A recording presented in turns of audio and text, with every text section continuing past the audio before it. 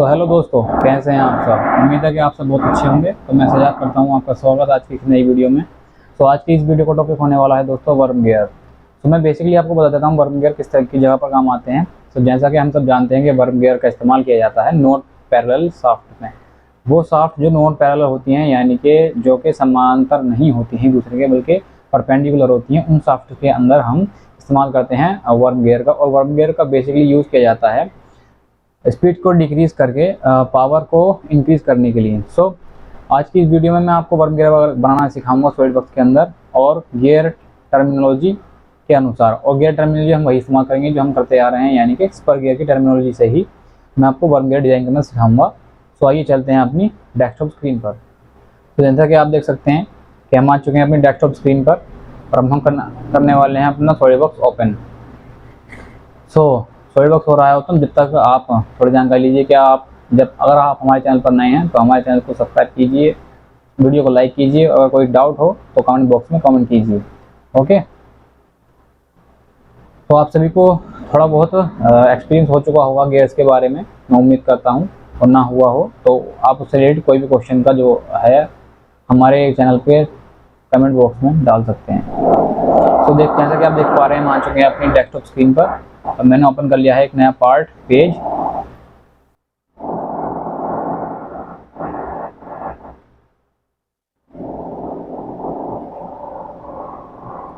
जैसे कि आप देख पा रहे हैं कि हम आ चुके हैं अपने पार्ट पेज पर, और पेज पर हम रेडी करने वाले हैं अपने गियर के लिए पहला सर्कल, जो कि हमारा शाफ्ट होने वाला है, जिसके ऊपर टीथ ड्रॉ किए जाएंगे वर्म गियर के लिए। ओके, तो उम्मीद करता हूँ आपको सब कुछ समझ में आएगा इजीली। जैसे कि आप देख पा रहे हैं कि मैंने बना लिया है अपना पहला सर्कल, जो होने वाला है वो स्पर गियर की टर्मिनोलॉजी के अनुसार फर्स्ट सर्कल, या कह सकते हैं आप पिच सर्कल डायमीटर। बेसिकली सारे के सारे गियर्स के लिए पिच सर्कल डायमीटर का इस्तेमाल किया जाता है, क्योंकि पिच सर्कल ही वह सर्कल होता है जहाँ से किसी भी गियर के लिए टूथ का कट, या फिर कह सकते हैं कि टूथ डिज़ाइन किया जाता है। पिच सर्कल बनाने से पहले हमें बनाना होगा उसका एक बेस सर्कल। बेस सर्कल से ही उसके टीथ स्टार्ट होने वाले हैं। तो इसमें मेरे पास मेरी कैलकुलेशन के अनुसार 38 डाया का एक पिच सर्कल मैं बनाने वाला हूँ। मैंने यहाँ पुट कर दिया है वैल्यू 38, और 38 डाया पुट करने के बाद मैंने कर लिया है अपने सर्कल को एक्सट्रूड। जैसा कि आप देख पा रहे होंगे, मैंने अपने सर्कल को कर लिया है एक्सट्रूड। मैंने अपने सर्कल के एक्सट्रूड वैल्यू दी है 100, और 100 देने के बाद मैं अब इसको बनाना शुरू करूँगा अपना टूथ। तो टूथ बनाने के लिए मैंने इसके एक फेस पर कर लिया है प्लान रेडी, और प्लान को मैंने डिस्टेंस दी लगभग 10 की डिस्टेंस देखा मैंने। फ्लिप को ऑफसेट पर किया क्लिक, और मैंने डिस्टेंस दे दिया 10 एंड किया मैंने okay and right click on sketch and ready. Now we use convert entities. अब हमने कन्वर्ट एंटिटीज़ का इस्तेमाल करके एक सर्कल को ड्रॉ किया, जो कि उसके रेफरेंस से ही बनाया जाएगा। और फिर फीचर्स में जाकर हमने कमांड का इस्तेमाल किया हेलिक्स एंड स्पायरल।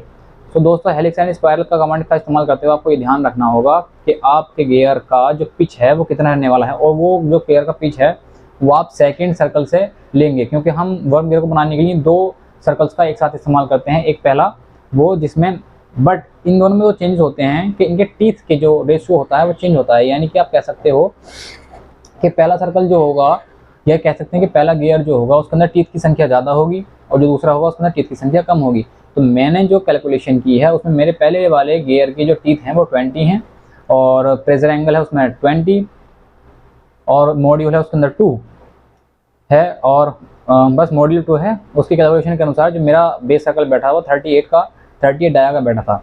मैंने 38 डाया का एक सर्कल बना करके उसको एक्सट्रूड कर दिया है। बट अब मुझे चाहिए पिच।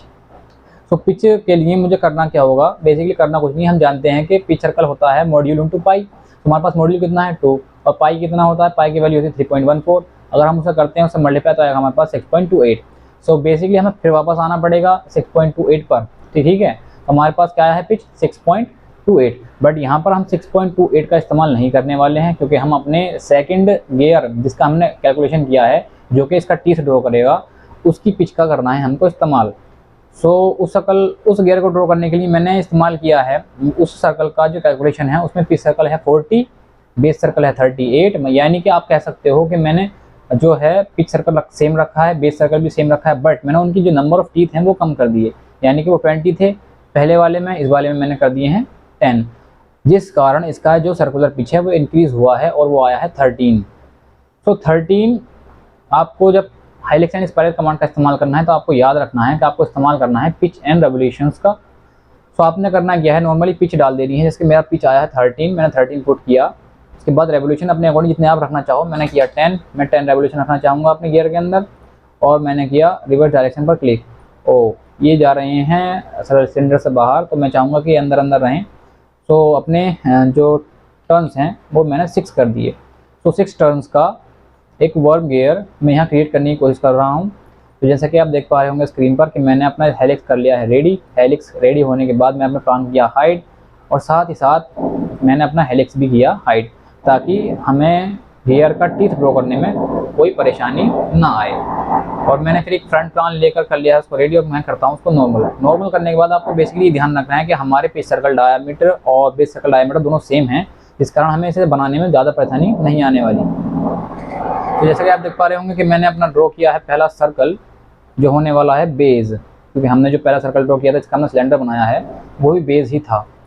तो 38 डाया का ये सर्कल है जो मैंने ड्रॉ किया।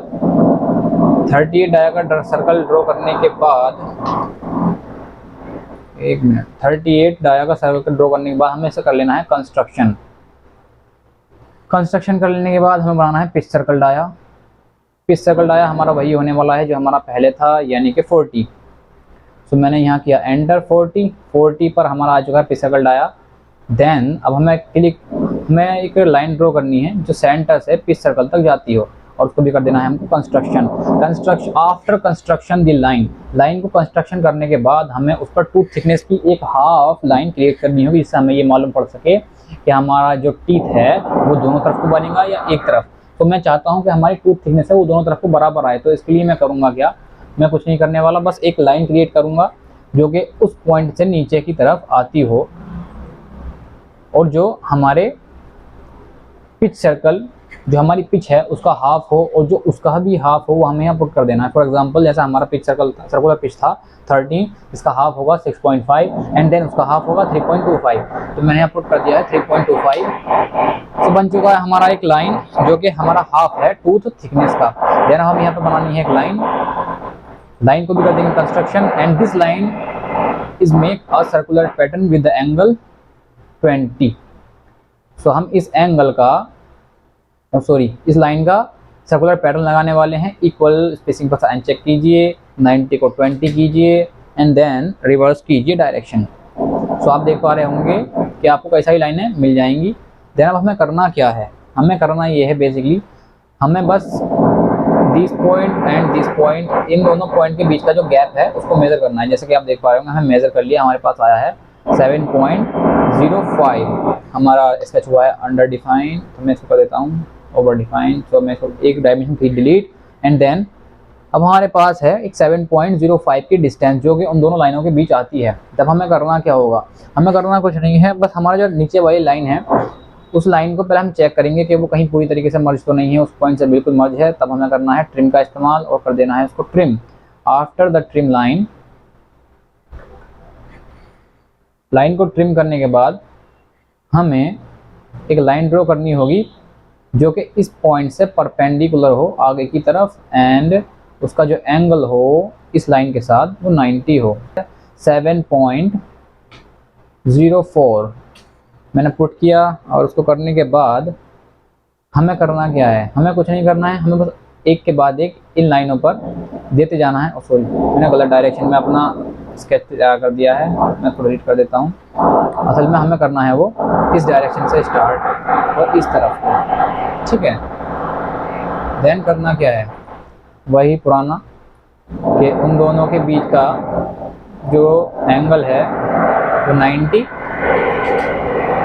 और उस लाइन की जो लेंथ है वो बराबर हो उन दोनों पॉइंट्स के, यानी कि 7.04 के। देन अब हमने बना दी है यहाँ पर एक लाइन। अब हम क्रिएट करने वाले हैं अपनी अगली लाइन को, और आप ध्यान देते रहिएगा कि मैंने कौन कौन सी कमांड्स का इस्तेमाल किया है और मैं किस किस तरीके से अपनी लाइन्स को कर रहा हूँ ड्रॉ, ताकि आपको बनाने में कोई परेशानी ना आए। देन मैंने की अगली line draw, and draw this line. After draw this line we put the angle between this lines 90। Then 90 करने के बाद मैंने उसकी लेंथ दी। अब लेंथ को हमें करना क्या है, जो हमें पहले लेंथ दे चुके हैं अपनी लाइन को, हमें उसको कर देना है डबल। तो जैसा कि आप जानते हैं मैंने अपनी लाइन पर पुट की थी वैल्यू 7.04। सो अगर मैं इसको डबल करता हूँ तो मेरे पास आएगा 14.08। तो मैं यहाँ पुट कर देता हूँ 14.08। 14.08 की लाइन क्रिएट हो चुकी है दोस्तों। अब उसके बाद हमें ध्यान देना है कि अब इम्पोर्टेंट चीज़ जो हमारा अडेंडम डाया है वो होने वाला है चेंज, क्योंकि हमने सेकंड गियर के पिच सर्कल और टीथ के अकॉर्डिंग ड्रॉ किया है इस सर्कल को। So according to the second gear, अगर हम दूसरे गियर को देखें जिसमें हमने टीथ रखे हैं 10, एंड अडेंडम डाया ऑलवेज आप जानते हैं कि बड़ा होता है काफ़ी। सो अगर जो रेशो है वो चेंज कर दिया जाए टीथ का और मॉड्यूल का, तो हमारे जो सर्कल है अडेंडम डाया वो बढ़ जाता है। सो उसी के अकॉर्डिंग हमारे टीथ अगर हैं 10, तो हमारा ये जो अडेंडम डायामीटर होगा इस सर्कल का वो होने वाला है अडेंडम डाया। इसका हमें करना होगा कैलकुलेट। सो अडेंडम डाया को कैलकुलेट करने के लिए मैं इस्तेमाल करने वाला हूँ अपना वही पुराना ऐप जिसमें मैं आपको कई बार कैलकुलेशन करके दिखा चुका हूँ। सो 10 टीथ और पिच सर्कल डायामीटर है 14, मॉड्यूल है 4, pressure angle 20 and addendum dia is 48। So दोस्तों यही ट्रिक होने वाली है, क्योंकि दो डायामीटर्स यानी कि दो गियर्स का इस्तेमाल करके अगर हम वर्क गियर को करते हैं डिज़ाइन, तब हमें जो डिक्रीज्ड होते हैं टीथ, जिस गियर का टीथ डिक्रीज होता है उस गियर को ही हम टीथ प्रोफाइल के लिए इस्तेमाल करते हैं। क्लियर? सो हमने ले लिया है वो अडेंडम डाया। अडेंडम डाया होने वाला है हमारा यहाँ पास, एक मिनट चेक कर लेता हूँ ताकि गड़बड़ ना हो। हमारे पास होने वाला है अडेंडम डाया 48 का। तो मैंने कर दी है वैल्यू पुट। 48 डाया पुट होने के बाद दोस्तों आपको बस करनी है एक स्प्लाइन क्रिएट, जो कि टूथ कट या टूथ प्रोफाइल बनाने में करती है मदद। देन मैंने किया click first point, click second point and click after third point. ये तीनों पॉइंट क्लिक करने के बाद दोस्तों हमें एक्स्ट्रा लाइंस जो हैं वो सब कर देनी है डिलीट। तो जैसा कि आप देख पा रहे होंगे स्क्रीन पर, मैं सारी की सारी एक्स्ट्रा लाइंस को कर देता हूँ डिलीट, ताकि समझने में हो आसानी कि हमें आगे करना क्या है। So okay, then after delete the construction line from the pitch circle, pitch circle से रेफरेंस लाइन को डिलीट करने के बाद अब हमें इस कर्व का लगा देना है मिरर दूसरी साइड। सो दूसरी साइड लगा दिया है मैंने मिरर, एंड मिरर लगाने के बाद हमारे पास कुछ इस प्रकार के आते हैं दो आर्क्स। अब हमें नॉर्मली करना क्या है, बचे हुए हिस्सों को नीचे की तरफ करना है एक्सटेंड। ओके, एंड एक्सटेंड करने के बाद दोस्तों कर देते हैं बाकी सभी चीज़ों को ट्रिम।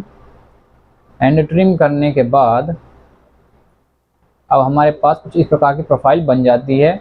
बट हमें इस प्रोफाइल में थोड़ी चेंज करना है, जो कि चेंज होगा, जो चेंज होने वाली चीज़ है दोस्तों वो होने वाला है हमें इसके कॉर्नर्स पर, इस टूथ कट के कॉर्नर पर लगानी है फ्लिट, ताकि हमारा गियर अच्छी तरीके से वर्क कर सके।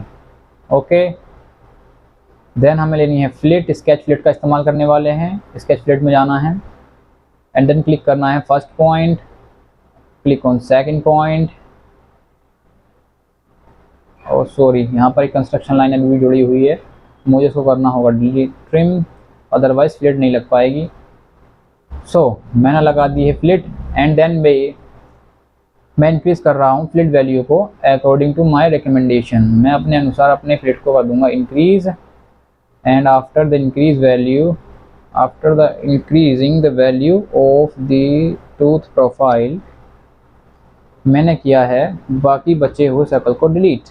एंड डिलीट करने के बाद दोस्तों मैंने एक और सर्कल ड्रॉ किया ताकि मैं उस पूरे के पूरे स्केच को क्लोज कर सकूं। एंड देन क्लोज करने के बाद मैं कर दूंगा बाकी बचे हुए हिस्से को delete. Oh my God, what is this? Sorry दोस्तों, एक तरफ फ्लिट नहीं लग पाई है, मैंने शायद गलती कर दी। हाँ, ध्यान रखना है कि आपका जो कॉर्नर है वो सही तरीके से सिलेक्ट हो, अदरवाइज़ आपकी फ्लिट नहीं लग पाएगी, जैसे मेरे साथ हुआ था अभी। फ्लिट लग चुकी है दोस्तों, मैंने कर दिया इसको डिलीट। ओके, एंड डिलीट करने के बाद मैंने किया एक और circle draw, and after draw this circle we always use the trim command. Trim command का यूज़ करने के बाद आपको एक प्रकार की प्रोफाइल नज़र आएगी, बट इतना ध्यान देने वाली बात यह है कि हमें करनी है एक लाइन ड्रॉ, क्योंकि हमने अपना जो प्लान लिया था वो सेंटर से 10 की डिस्टेंस पर था। तो बस इसी चीज़ का हमको रखना है ध्यान। एक 10th का ले लेते हैं लाइन, और फिर एक लाइन और क्रिएट करते हैं आगे की तरफ, ताकि कोई परेशानी ना हो। एंड फिर इस फोर्थ प्रोफाइल के सेंटर पॉइंट और इस लाइन के बीच की जो दूरी है उसको देते हैं हम 0। ओ माय गॉड, सॉरी, तो मूव करना पड़ेगा।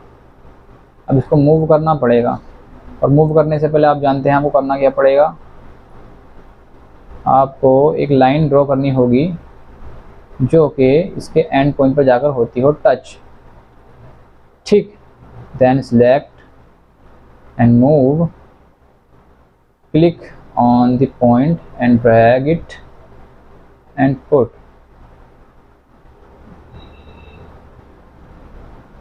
देन हो गया। देन आपको कर देना है इसको हाइड, इसको कर देना है डिलीट। एंड डिलीट करने के बाद आपके पास कुछ इस प्रकार की प्रोफाइल आ जाएगी।